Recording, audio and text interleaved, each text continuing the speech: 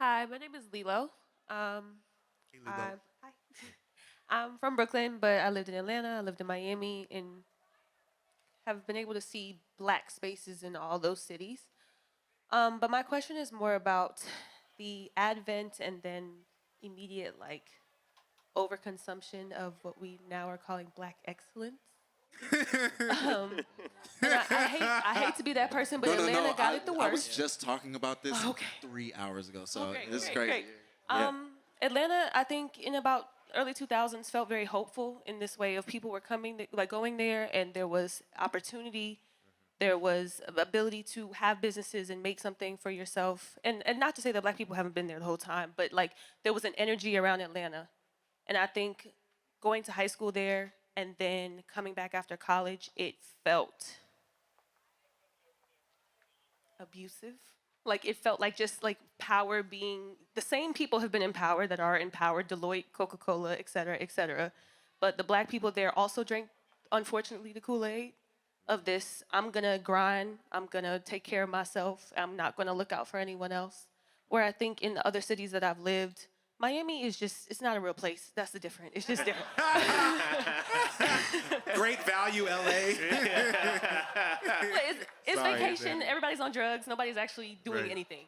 But in the New York, there is a community that I can find that is at least trying to Yes. think, like Yes. just turn the nozzle away from normal just a little bit. Yes. And I felt that it was so hard to find that in Atlanta. But the pieces that make black community and black culture beautiful are also there. But they're Yes. being exploited for the same reasons that white people exploit them. So my question is just more about what do we do? How do we get past first of all, the fear of being broke, the fear of not having money, and but then exploiting whoever and whatever to get where you want to go, but it doesn't necessarily include anybody else. Thank you. Wow. Thank you for that. Damn. Can I real quick before because I would like these fellas to answer this question first, but I real quick want to share an excerpt from Don Cox's Thank you. book Thank you. called it's Thank called Just Another Nigga. I think everybody in here needs to Yes. read this book. Please. Because it's really, Please, I mean, please, it's please.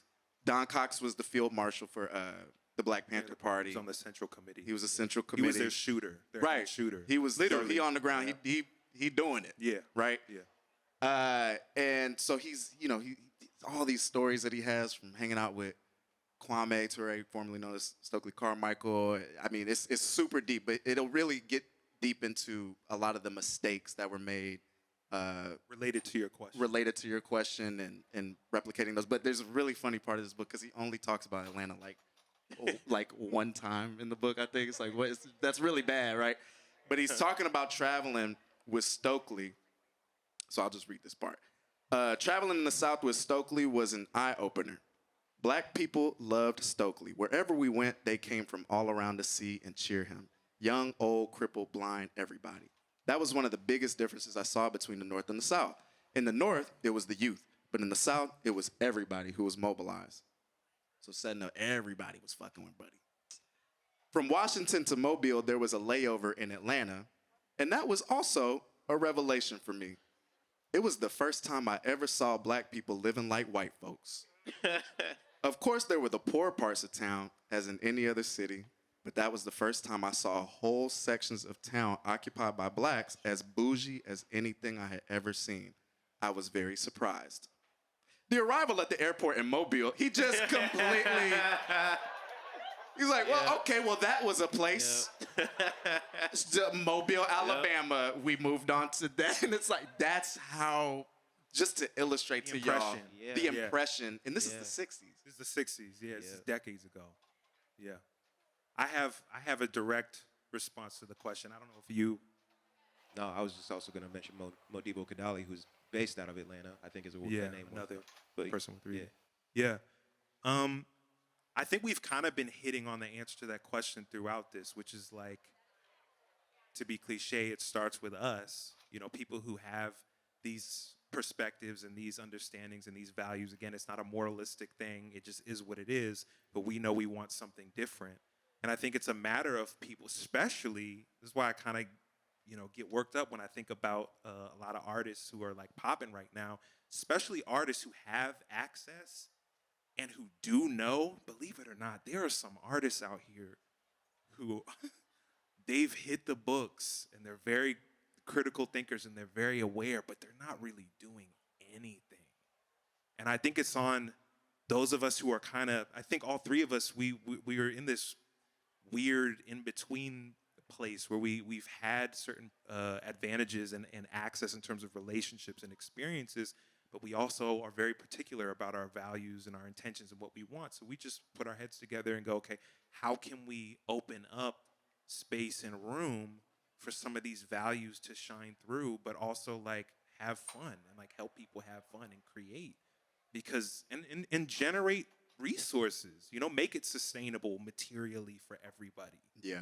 But it has to be all of those things, because you might have some people who are initially attracted, like, oh, there's hella people, showing up to this party or this group's events, and oh, maybe I can like get a job here or whatever. But hopefully it's steeped in these values and these intentions and these visions for another way of doing things, and there's like a lot of details to to go into in terms of like the nuts and bolts and practices of like exploring that. But to your point, and to what you're asking, Lilo, it's like the burden of proof is on the Imagineer.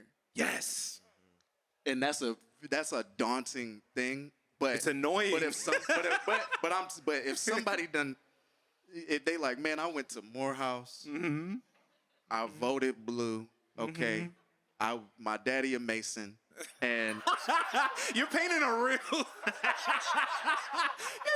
real specific picture here. Yeah, and I'm on a boat right now.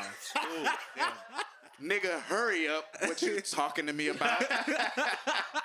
And it's not, it's not to insult or look down at nobody, but it's like if I'm over here talking that, they like, bro, what are you doing? My dad is like you amazing. said, I got Knicks, bro. What you got going on? It's like you said, though, make a decision.